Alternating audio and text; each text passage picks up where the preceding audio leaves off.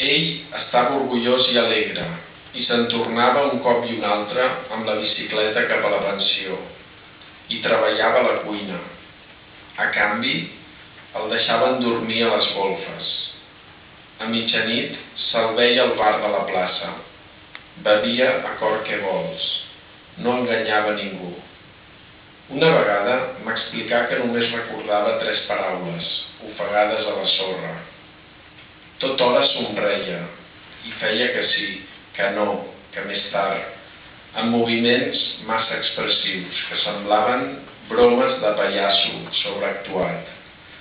Ell estava orgullós i alegre de venir al bar i asseure's amb nosaltres,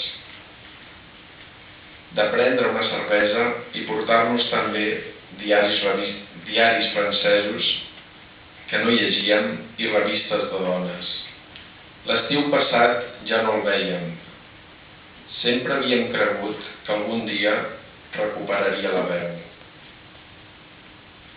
Nit d'ulls deserts.